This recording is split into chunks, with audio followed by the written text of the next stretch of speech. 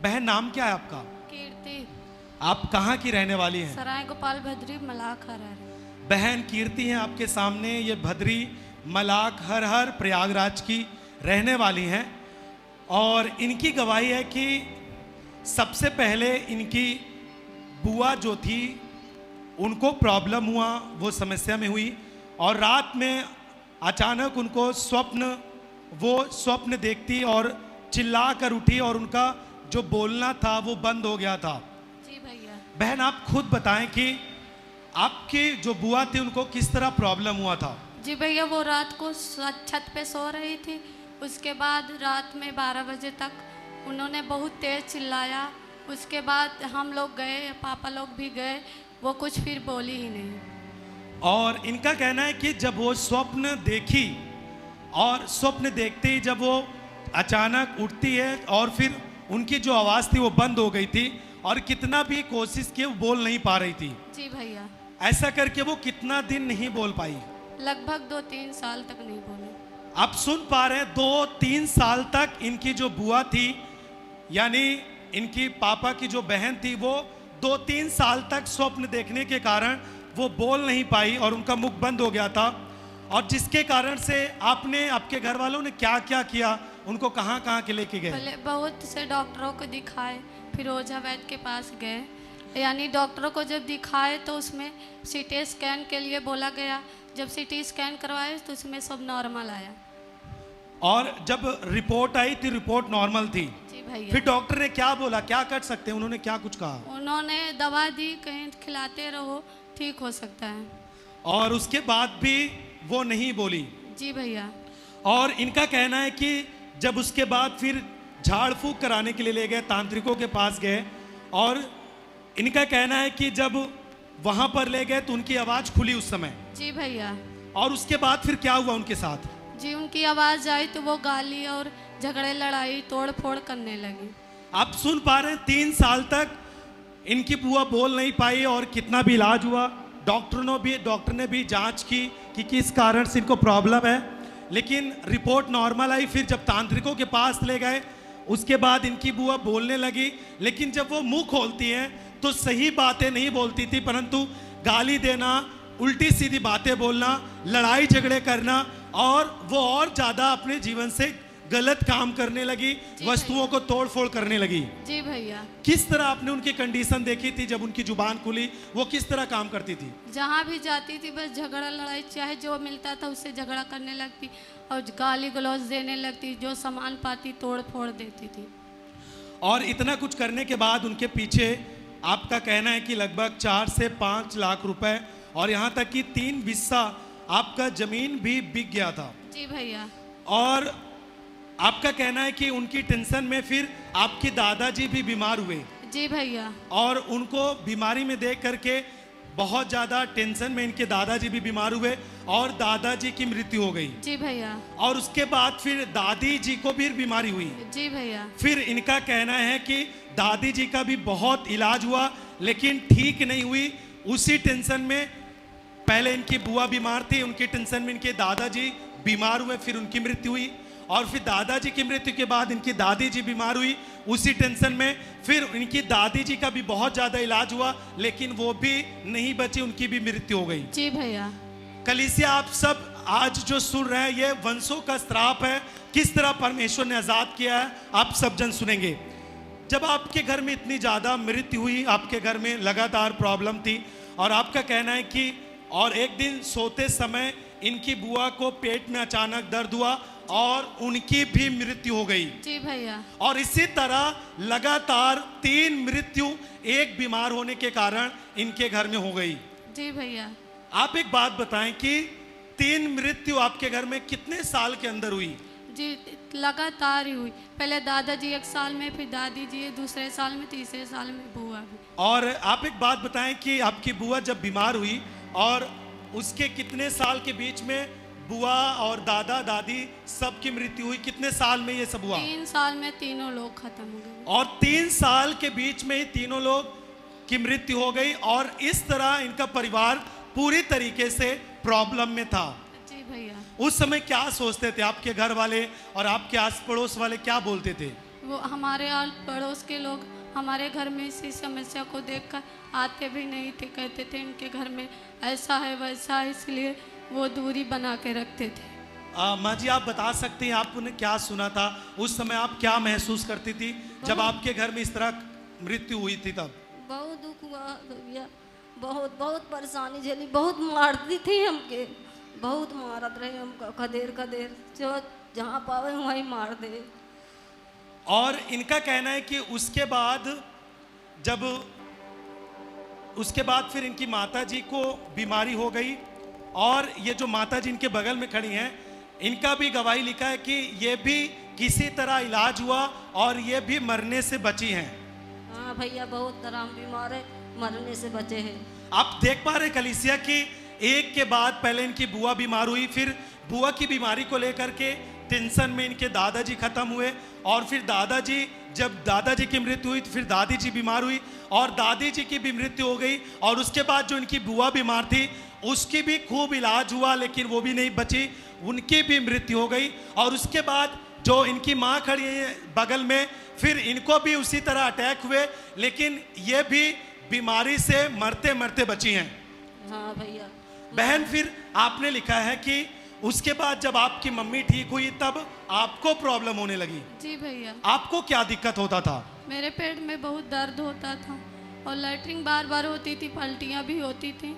जब डॉक्टर के पास गए, अल्ट्रासाउंड कराए, उसमें इन्फेक्शन हुआ, आंत में सूजन बताया गया और दोनों किडनी में पथरी थी, ऐसे ऐसे सब रिपोर्ट, यानी इन्फेक्शन पूरे बदन में हुआ था पूरे और शरीर में। यानी आपके परिवार में लगातार कई साल से लोग बीमारी में जाकर लगातार मृत्यु होती चली आ रही थी, और आपकी मम्मी को भी मरते मरते इलाज के द्वारा वो बच पाई हैं। उसके बाद फिर वही प्रॉब्लम उसी तरह फिर आपके जीवन में आई। जी भैया। और फिर आपने लिखा है कि आप दिन भर में 8 से 10 बार आपको शौच जाना पड़ता था, 8 से 10 बार आपको उल्टियां भी होती थी। जी भैया। और आपने लिखा है कि आपको गलत गलत स्वप्न आते थे। जी भैया, बहुत गंदे गंदे। जब बुआ की मृत्यु हुई वो भी ऐसे सपने देखती थी, वो चिल्लाती थी, वैसे भी मुझे भी बहुत गलत गलत विचार आते थे और सपने भी बहुत गलत गलत आते। आप क्या क्या सोचती थी? आप कितना प्रॉब्लम में थी? आप खुलकर लोगों को बताएं। बहुत प्रॉब्लम में थे भैया जी, हम सोचते थे कि इससे अच्छा मर जाए तब ठीक है। हमारे घर वाले बहुत परेशान हो गए थे हमारे पीछे।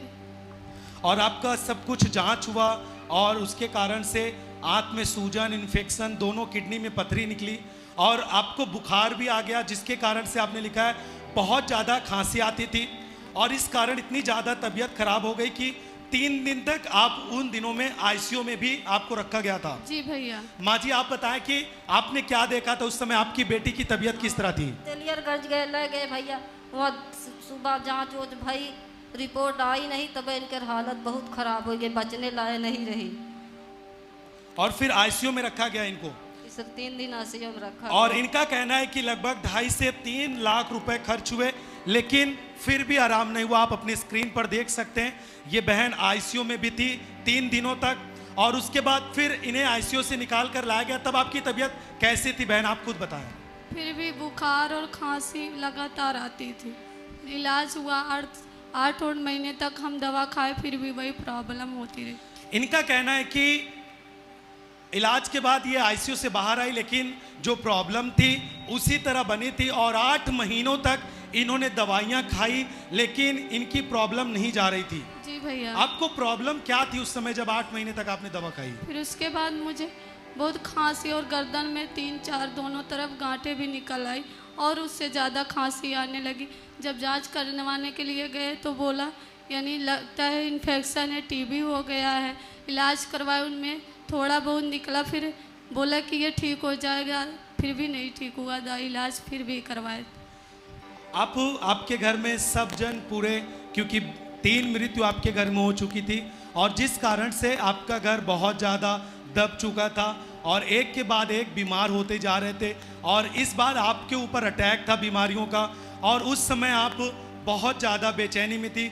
आपको कैसा लगता था? आप अपना उस समय का अनुभव बताएं। आप क्या महसूस कर पाती थी? कितना आप सोच पाती थी? क्या जानती थी आप उस समय अपने बारे में? बहुत मेरी तबीयत ख़राब थी, मैं अपने से खुद उठ नहीं पाती थी। मेरे मम्मी पापा उठाकर मुझे वॉशरूम के लिए ले जाते थे।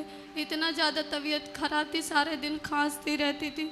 वो बहुत परेशान हो जाते थे, रोने लगते थे कि अब बेटी को मेरे कौन बचाएगा। और इनके घर वाले भी बहुत ज़्यादा रोते रहते थे कि क्योंकि एक के बाद एक मृत्यु हुई, उसके बाद फिर वंशों के श्राप थे और वो इस बहन पर आई और उसी तरह बीमार ये भी होने लगी। इनको भी उसी तरह स्वप्न आते थे और इनके घर वाले इनको उठा करके वॉशरूम ले जाते थे और इनके घर वाले सोचते थे कि मेरी बेटी कैसे बचेगी, कब ठीक होगी। ऐसा करके ये पूरा परिवार बहुत ज़्यादा डिप्रेशन में थे, टेंशन में थे। और उसी बीच में इनका कहना है कि जब ये बहुत ज़्यादा प्रॉब्लम में थी तो किसी के द्वारा इनको सुसमाचार मिला, यीशु मसीह के बारे में पता चला। जी भैया। क्या आपने सुना था उस समय?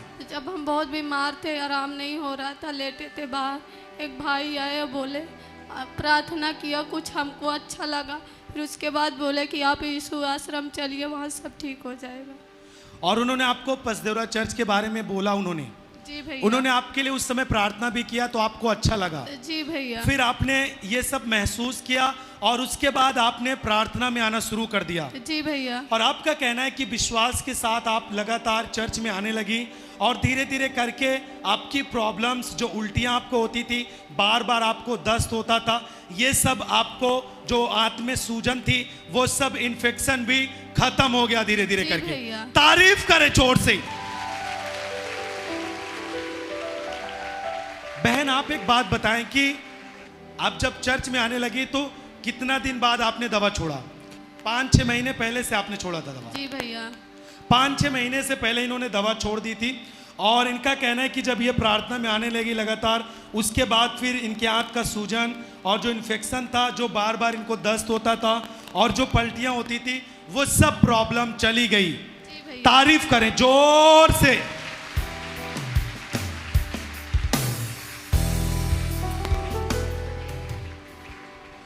और इनका कहना है कि 2023 में इन्होंने फिर से उसी चीज़ों का, जो इनको बीमारी थी, जो रिपोर्ट आई थी, बीमारियों की जो रिपोर्ट आई थी, इन्होंने जब वही फिर से जाकर अपने शरीर के अंगों का इन्होंने जांच कराया तो सारी रिपोर्ट जो थी वो पूरी तरीके से नॉर्मल आई। जी भैया। तारीफ करें जोर से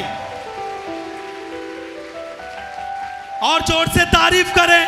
परमेश्वर ने इनके आंसुओं को पोंछा है। तारीफ करें आप पूरे आनंद के साथ। और इनका कहना है कि लेकिन जो इनको बुखार आ रहा था और जो खांसियां आ रही थी वो लगातार बनी थी। जी भैया। लेकिन इन्होंने लिखा कि जब 10 मई से 10 जून का जो बाइबल स्कूल था, इन्होंने उसमें हिस्सा भी लिया। जी भैया। और बहन, आपसे पूछना चाहेंगे कि आपने चंगाई तो पाई स्कूल में, लेकिन 10 मई से 10 जून के बीच में आपने क्या चीज़ें सीखी हैं, आप लोगों को बता सकती हैं? जी, हम जब आए तो हमारी फिर भी तबीयत ख़राब थी और हम रीढ़ की हड्डी और मेरी पसली बहुत दर्द करती थी। हम उठ बैठ भी नहीं पाते थे, रात भर रोते रहते थे दर्द। जिस दिन मैं आई उसी दिन वचन को सुनियो मेरा, वो दर्द ख़त्म हो गया, मैं आराम से फिर रहने लगी। तारीफ करें जोर से। और उसके बाद जब 10 जून को परमेश्वर की दासी हमारी आत्मिक माता ने इनके ऊपर हाथ रख के प्रार्थना किया कि जो भी स्कूल में इन्होंने सीखा है, उस वचन को, जो इन्होंने निर्णय लिया है, वो इनके जीवन में बल पाए, तो उन्होंने हाथ रख के आपके ऊपर प्रार्थना भी किया। जी भैया। और उसके बाद से आज लगभग 1 महीने हो गए हैं, आप बिल्कुल चंगी हैं। जी भैया। तारीफ करें जोर से। तो आइए सब जन 10 जून की उस लेहैंड वीडियो को अपने स्क्रीन पर देखते हैं।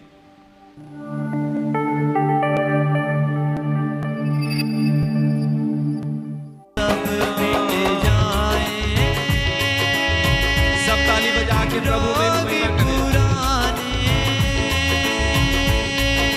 यीशु मसीह को